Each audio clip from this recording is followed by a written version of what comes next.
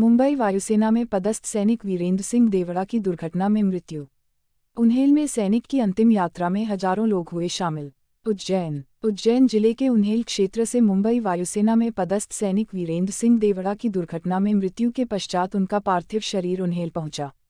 सैनिक की शव यात्रा में हजारों की संख्या में लोग सम्मिलित हुए एवं देशभक्ति के नारों से नगर गूंज उठा। शहीद सैनिक की अंतिम विदाई करीब 10 किलोमीटर लंबी यात्रा निकाली गई, जिसमें हजारों लोगों के साथ अधिकारी एवं जनप्रतिनिधि मौजूद रहे। वहीं गांव में सैनिक अंतिम यात्रा निकालने के पश्चात क्षेत्रीय विधायक रामलाल मालवीय ने सैनिक के सम्मान में शहीद स्मारक बनाने की घोषणा की एवं शहीद वीरेंद्र सिंह के नाम पर एक यात्री प्रतीक्षालय बनाने की भी घोषणा की। महज 22 वर्ष की उम्र में ही सैनिक वीरेंद्र सिंह ने अपनी जिंदगी को अलविदा कह दिया। वीरेंद्र सिंह मुंबई वायुसेना में यूनिट 272 SU AF के नॉन कमीशन ऑफिसर के पद पर पदस्थ थे।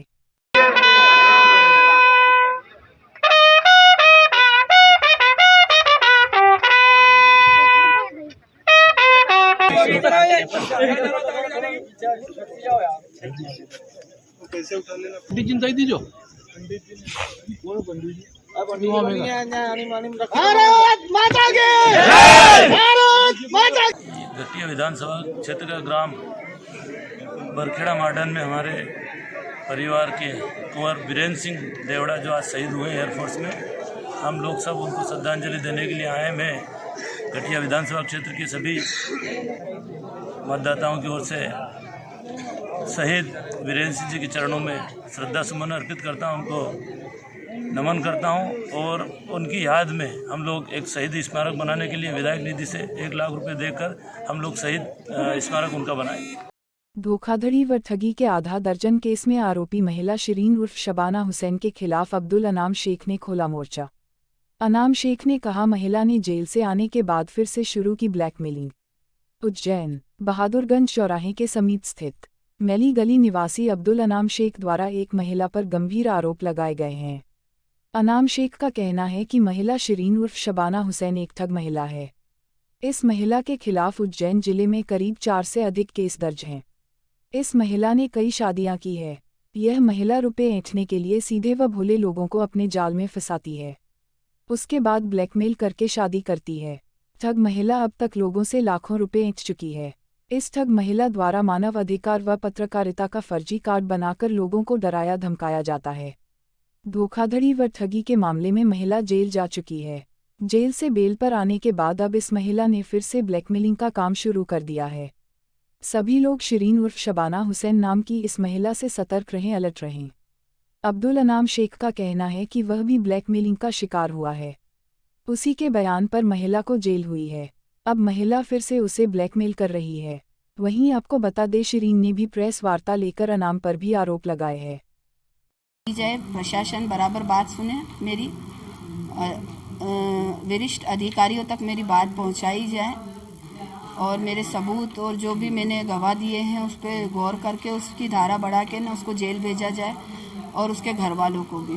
कितने रुपए की आपके साथ धोखाधड़ी हुई है? 50 लाख के लगभग। क्या क्या उसमें किस तरह का वसूल का 50 लाख? कैश भी है? कैश भी हैं और हीरे के और सोने के जेवर भी हैं। मेरे पुश्तैनी जेवर जो मेरे मायके के थे वो भी हैं और कुछ ज़मीनों के रियल कागज़ भी उसी के पास।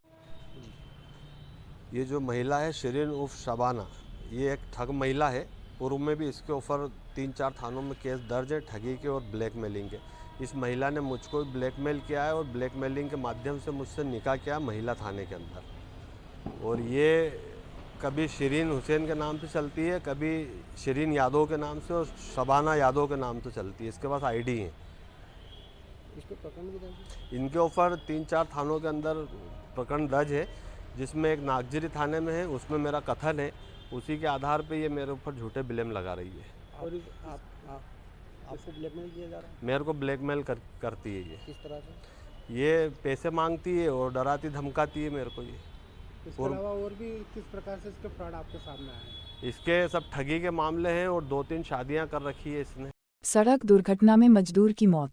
टैंकर ने बाइक को मारी टक्कर, साथी भी घायल।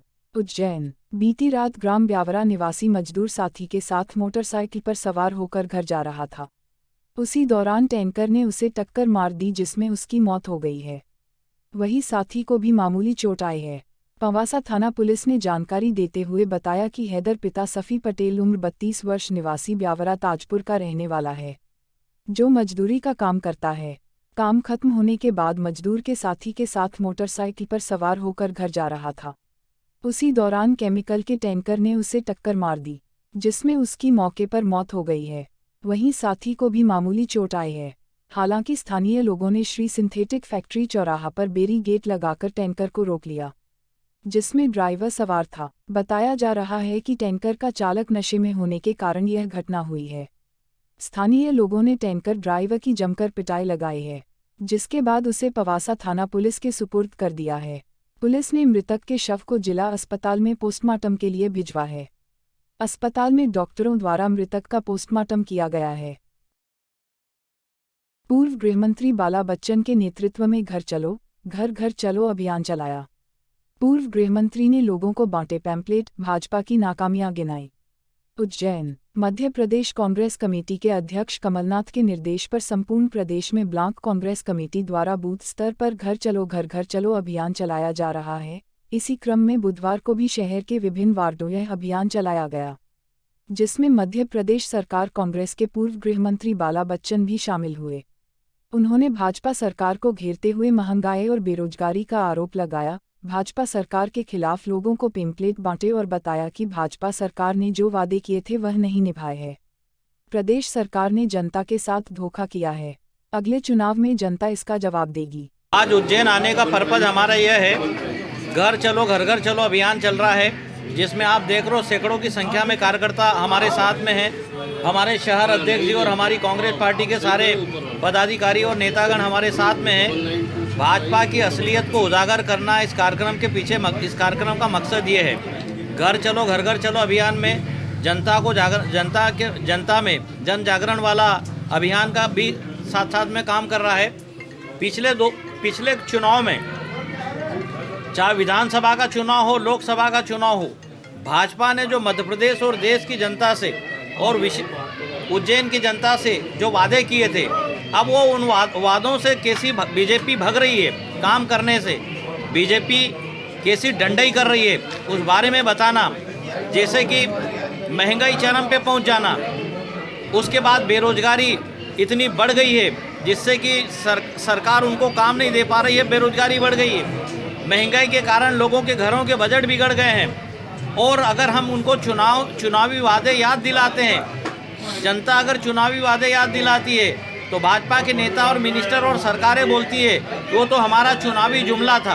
मध्य प्रदेश कांग्रेस कमेटी के आह्वान पर बढ़ती हुई महंगाई और बेरोजगारी के खिलाफ कांग्रेस का ये अभियान चल रहा है। घर चलो अभियान के तहत वार्ड 26 और वार्ड क्रमांक 28 में आज ये रैली निकाली गई। वार्ड के पार्षद भाई सुरेश गहलोत जी, मनीष शर्मा जी, हम सभी लोग साथ में थे और आम जनता को जागरूक करने के लिए रैली निकाली गई।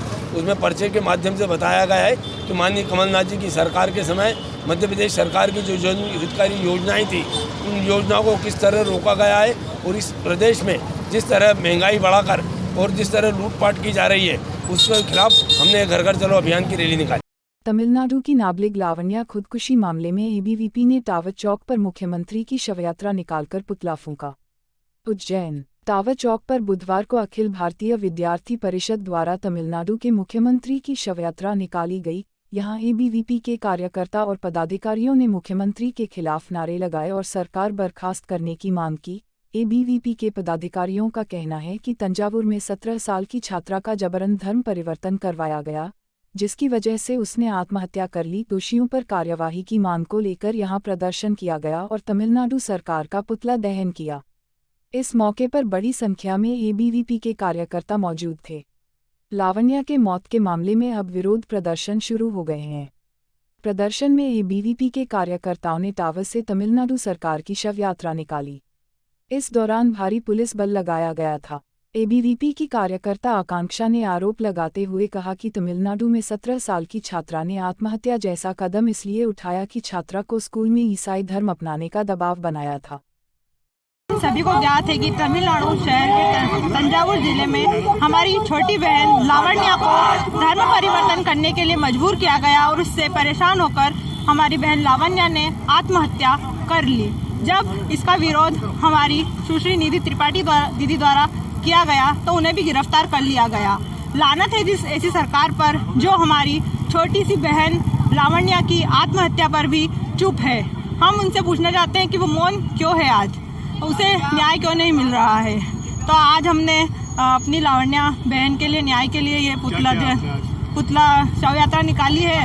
तमिलनाडु सरकार के सीएम न्यायिक हिरासत में भी लिया है किसी को वहाँ पर, उसका विरोध भी आप लोगों ने किया है? हाँ, हमारी सुश्री निधि त्रिपाठी जी को उन्होंने गिरफ्तार किया है, तो उसमें हमने ये पुतला दहन किया है आज। क्या नाम है आपका? आकांक्षा गहलोत, महानगर सह मंत्री।